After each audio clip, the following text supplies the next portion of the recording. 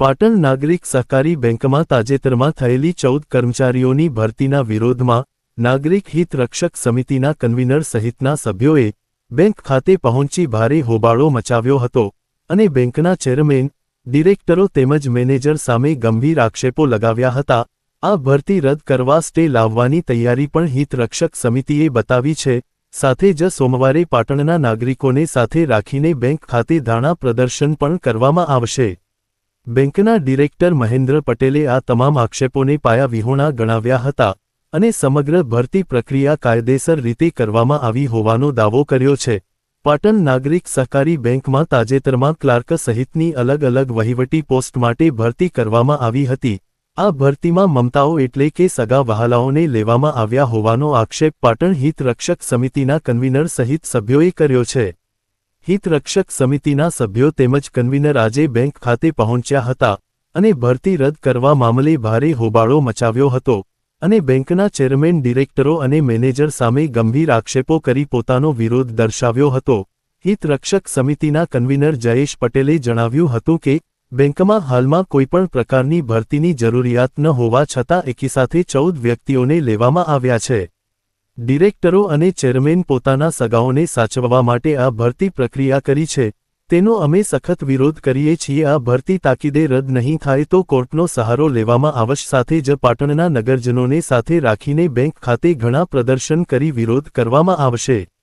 નાગરિક સહકારી બેંકમાં અત્યારે હાલ તમામ ટેબલો ફૂલ હોવા છતાં ભરતીની કોઈ જરૂરિયાત ન હોવા છતાં આ ડિરેક્ટરો આરબીઆઈની ગાઈડલાઈન મુજબ હવે 10 વર્ષ એમને પૂર્ણ થતા અને પૂર્ણ થઈ ચૂક્યા છે। કોરોનાના કારણે એમને એક્સટેન્શન મળ્યું છે એટલે ગેરનીતિ વિષયક વિરુદ્ધ નિર્ણય લઈ અને જતાં એમના દીકરા, એમની વહુઓ, ભાણિયા, ભત્રીજા જે બાકી રહી ગયા છે, 2 જણા તો એમના કુટુંબના 3 જણા નોકરી કરે, ચોથાને પણ અંદર ઘુસાડી અને ગેરકાયદેસર કૃત્ય કર્યું છે। જિલ્લા કલેક્ટરનો મનાઈ હુકમ, જિલ્લા રજિસ્ટ્રારનો મનાઈ હુકમ, આરબીઆઈમાં મેં અરજી કરી, તેમ છતાં 11 તારીખે ભરતીનો ઇન્ટરવ્યૂ હતું અને 10 તારીખે એમને સાંજે ભરતીના લેટર આપીને એમને અત્યારે હાજર કરી દેવામાં આવે છે।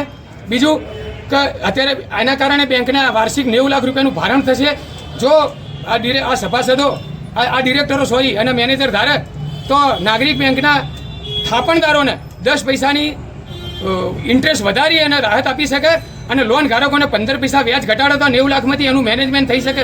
એના બદલે પોતાના મામકાઓને જે કરોડપતિ કુટુંબમાંથી આવે છે એમને 90 લાખ રૂપિયાનું ભારણ પગાર ચૂકવીને પૂરું કરવાનું છે। નાના સમાજો, પ્રજાપતિ સમાજ, દરજી સમાજ, ઠાકોર સમાજ, પાટીદાર સમાજ, એમાંથી કોઈને પણ નોકરીમાં લેવાની જગ્યાએ માત્ર પોતાના મામકાઓ, પોતાના દીકરા, પોતાના ભત્રીજાઓને ઘુસાડ્યા।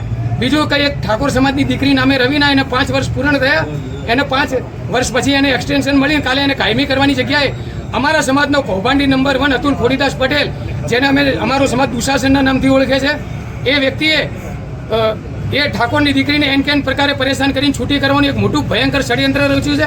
એ ઠાકોર સમાજની દીકરીને છૂટી કરીને પોતાના દીકરાની વહુને ઘુસાડવાનું એક ષડયંત્ર રચ્યું છે। અને બીજું કે એના અનુસંધાનમાં અને 25 રૂપિયાના સભાસદના આ લોકો ભેટ બોનસ આપતા નથી અને સિનિયર સિટીઝનોને ફરજિયાત બેંકમાં બોલાવે છે।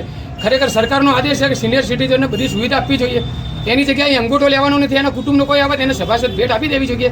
એની જગ્યાએ 90 વર્ષના, 95 વર્ષના કે 70 વર્ષના વયસ્ક વ્યક્તિઓને પણ બેંકમાં ફરજિયાત બોલાવી એમને પરેશાન કરવામાં આવે છે। આ ગેરકાયદેસર ભરતી વિરુદ્ધ અમે નોમિનીઝ કોર્ટમાં સોમવારે સ્ટે માટે જવાના છીએ, હાઈકોર્ટમાં જવું પડશે, અમે જઈશું, પણ આ ભરતી પ્રક્રિયા અમે રદ થાય એવા પૂરતા પ્રયત્નો કરીશું।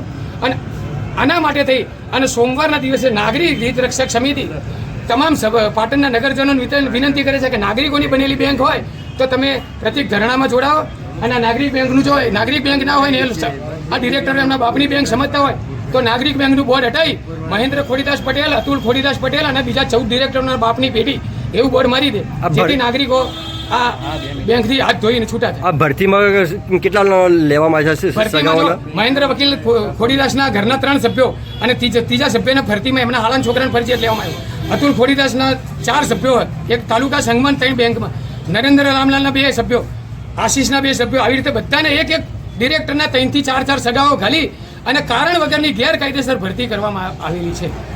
પાટણ નાગરિક સહકારી બેંકના ચેરમેન મહેન્દ્ર પટેલે આ તમામ આક્ષેપોને પાયા વિહોણા અને બેબુનિયાદ ગણાવ્યા હતા। તેઓએ જણાવ્યું હતું કે નાગરિક સહકારી બેંકમાં એક આઈટી ક્લાર્ક, 12 ક્લાર્ક તેમજ એક પટાવાળાની ભરતી કાયદેસરની પ્રક્રિયા મુજબ કરવામાં આવી છે। સરકારના અનુબંધન પોર્ટલ ઉપર તેની જાહેરાત કરી આ ભરતી પ્રક્રિયા કરવામાં આવી છે. લાયકાતવાળા ઉમેદવારોને આ ભરતી પ્રક્રિયામાં લેવામાં આવ્યા છે. 14 પૈકી છેલ્લા 5 વર્ષથી બેંકમાં હંગામી ધોરણે ફરજ બજાવતા 3 કર્મચારીઓ પણ આ ભરતીમાં સમાવેશ કરી તેઓને કાયમીના ઓર્ડર આપવામાં આવ્યા છે. ભરતી ગેરકાયદેસર થઈ નથી. જે પ્રક્રિયા થઈ છે કાયદેસરની થઈ છે. તારીખ 10/10/2025ની બોર્ડ ઓફ મિલિટરી મિટિંગમાં ભરતી અંગેનો નિર્ણય લેવાયો હતો અને આ ભરતી અંગેનો નિર્ણય અમારી બેંકમાં દર અઠવાડિયે પત્રકો રોજગારમાં જાય છે. રોજગારી કચેરી છે જે જિલ્લા રોજગાર કચેરી એમાં જાય છે પત્રકો, અને પત્રકોમાં જે અમારી જરૂરિયાતો હોય છે એ સંખ્યા દર્શાવવામાં આવે છે કે કેટલા ક્લાર્ક ને કેટલા પટાવાળાની જરૂર છે અને એ પ્રમાણે ભરતી કરી છે. કેટલા લોકોની ભરતી કરવાની છે? લગભગ અમે 14 લોકોની ભરતી કરી છે જરૂરિયાત મુજબ.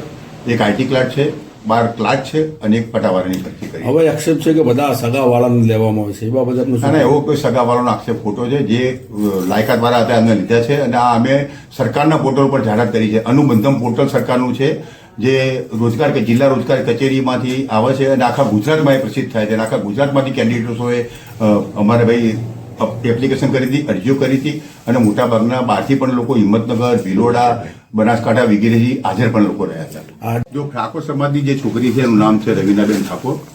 એ છેલ્લા 5 વર્ષ ઉપરાંતની નોકરી કરે છે. ગઈ વખત પણ જ્યારે ભરતી થઈ ત્યારે પણ જે તે ચેરમેને એમને અવગણના કરીને ભરતી કરી નથી. એમને કોઈએ છૂટા કર્યા નથી. એમની ડિલિવરી દરમિયાન નોકરી નથી છતાં પણ એમને રાખી અને રહેમ રાહક ભગવાન સાહેબથી એમને રાખવામાં આવ્યા હતા. જ્યારે હું પણ ચેરમેન હતો એ વખતે ત્યારે પણ એમને રાખવામાં હાજર કરવામાં આવ્યા હતા. અને આ વખતે જ્યારે ભરતી થઈ છે ત્યારે એમનો અધિકાર હતો, અધિકારની રૂએ અમે એમને કાયમી ઓર્ડર આપી દીધો છે.